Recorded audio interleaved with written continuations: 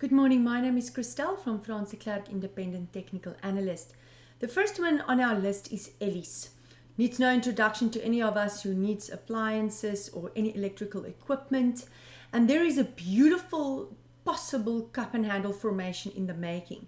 Now the positive or the optimism around this formation will only be confirmed above 13 cents. Now you can see it's a penny stock, but more importantly, the share have had only a downward trend since about January 2022.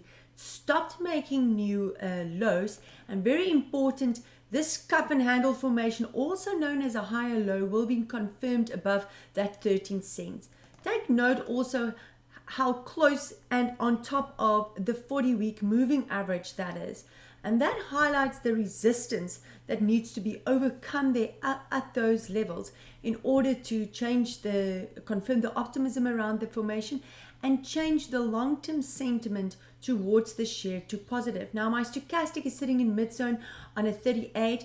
However, what is positive here, it's not an ideal place to buy or accumulate a share, but what is positive here is the fact that my blue line has broken upwards through my orange line, which I call what we call a positive divergence in mid-zone territory.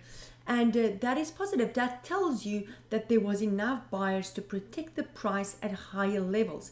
Now, I wondered if this was maybe a beautiful Darvas model, but the consolidation phase is not long enough.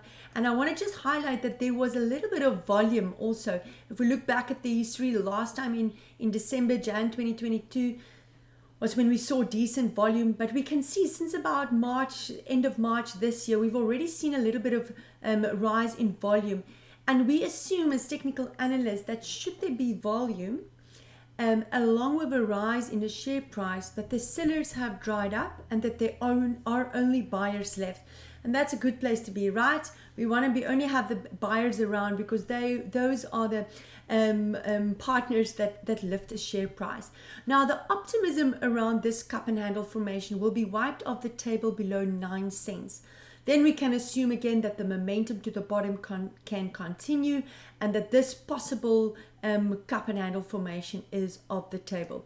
So below 9 cents, more downside, above 13 cents, possible upside back to levels of around 18, 20 cents and even higher should the momentum to the top continue and the buyers remain in control. Santova. This share has seen a massive rally to the top. It is in overbought territory at the moment. Look at that stochastic sitting on a 94 with a negative divergence. That blue line has broken downwards through the orange line, which means the probability for a pullback is more likely. Now, we're starting to see lower highs on Santova, right? But the strong support that needs to change into a resistance that can escalate the momentum to the bottom is waiting at 9 Rand 41. Below 9 Rand 41, that strong floor, that strong support, if that breaks, we can possibly see more downside. Now, this is a clear example of a lamp pole formation, implying that the momentum to the top, the incline has been too steep, too fast. And what happens is because the foundation is not deep enough for this lamp pole, should the wind start to blow, it can easily pull back massively and destroy everything and more around it. Now this 40-week moving average on Suntova is waiting at 8 Rand 19. That is the critical level that needs to remain in place in order to say that the long-term sentiment towards this share is still positive. Only above 9 Rand 80 on a line graph can I assume again that the momentum to the top can continue again on Santova. But it is, if I scroll back, we can see it is currently at record highs, very overbought territory. We might see a small pullback, right? And more upside again. Nothing wrong with that. Look how beautifully the share supported the 40-week moving average here back in March and April of this year. It can easily do that again, but we'll have to wait for the indicators and candles to confirm that. Aspen. Also a share that has been one of the, and I've chosen the wrong one, excuse me, one of the favorites in the last 3-4 years. with all the focus on pharmaceuticals and medical stocks. Now, we can see that Aspen have stopped making new recent highs, right? That level of 188.25 is a strong resistance. Above it, we can assume that the momentum to the top can continue again. But we are sitting here with a possible double top formation should the pullback continue, and that strong support, that neckline, I'll give you that exact level now, waiting at 167.70. Should that level change into a resistance, the double top formation will be confirmed, which is a warning formation implying that we can see the share back to levels of around 133 Rand. Now, my 40-week moving average, represented by the red line, waiting at 162 Rand and 3 cents, is still a support. That means the long-term sentiment towards the share is still positive. However, should that level change into a resistance, all of that change to negative. Now look at my stochastic at the moment. It is not in overbought territory, but it tested the 80 line, found it a resistance and pulled back with a negative divergence. That means the probability for a pullback or more downside is more likely. And very important, I'm also seeing lower highs on my stochastic, and that is seen as negative. That tells me there was not enough buyers to lift this stochastic back to 90 levels where it was back in April. The sellers were stronger to even give us a negative divergence just below an 80, and that is seen as negative. Let's see what this possible double top does. But above that 180, let me give you that exact level again, 188.25.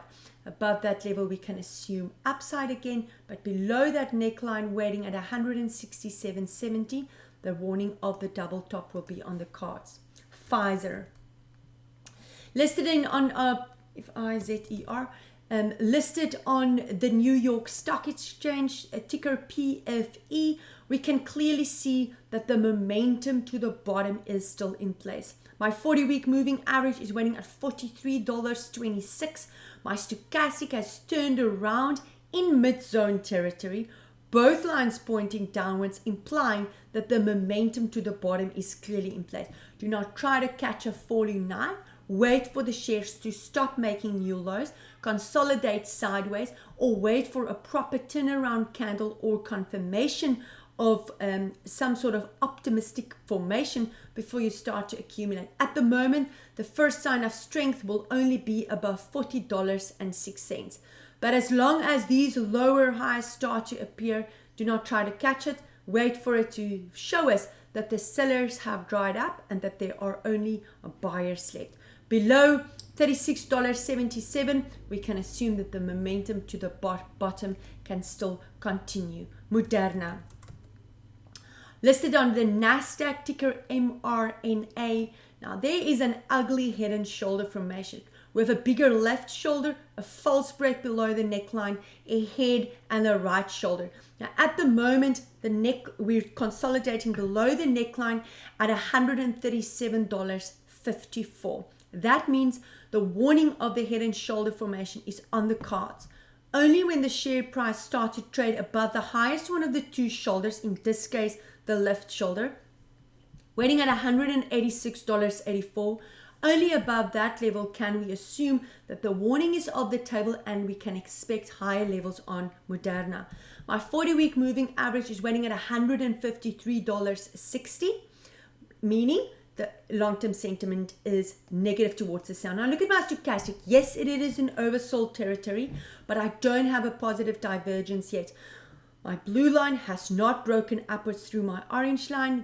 Therefore, the probability for a bounce has not been confirmed yet, right? First sign of strength will only be above $128.73, but with that head and shoulder formation, technically you should wait for higher lows. You should wait for the share to pull back and find support at higher levels before you buy, especially with that head and shoulder formation and that neckline looming that can take this share back to levels of around $80 and even $75 should the full formation play out.